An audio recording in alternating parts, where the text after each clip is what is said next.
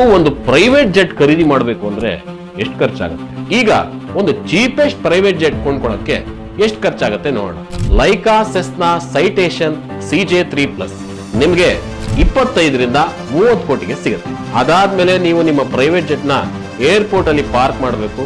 ಅದಕ್ಕೆ 2-3 lakh parking fees. ಅದಾದ್ಮೇಲೆ hanger fees 7-8 lakh. ಜೊತೆಗೆ ಪೈಲಟ್ ಸ್ಯಾಲರಿ ತಿಂಗಳಿಗೆ 4-5 ಲಕ್ಷ, ವರ್ಷಕ್ಕೆ 50 ಲಕ್ಷ. ಇದಾದ್ಮೇಲೆ ಮೇಜರ್ ಖರ್ಚು ಬರೋದು ಫ್ಯೂಲ್. 1 ಗಂಟೆ ಹಾರ್ತೀರಾ ಅಂದ್ರೆ 1 ಲಕ್ಷ ಬೇಕು. ವರ್ಷಕ್ಕೆ 100 ಗಂಟೆ ಹಾರ್ತೀರಾ ಅಂದ್ರೆ ಮಿನಿಮಮ್ 1 ಕೋಟಿ ಬೇಕು.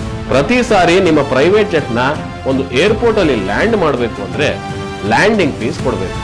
ಇದು ವರ್ಷಕ್ಕೆ 2-3 ಲಕ್ಷ ಆಗ್ಬೋದು. ಇನ್ಶೂರೆನ್ಸ್ ಅಂತ 1 ಕೋಟಿ ಎತ್ತಿಟ್ಕೊಂಡು ಇನ್ನೊಂದು 30 ಲಕ್ಷ ಮಿಸಲೇನಿಯಸ್ ಖರ್ಚು ಅಂತ ಇಟ್ಕೊಂಡ್ರು ಲೈಸೆನ್ಸ್, ಕಂಪ್ಲೇನ್ಸ್ ಫೀ ಇದೆಲ್ಲಾ ಸೇರಿ ವರ್ಷಕ್ಕೆ ಬರೋ ಮೇಂಟೆನೆನ್ಸ್ 29 ಕೋಟಿ.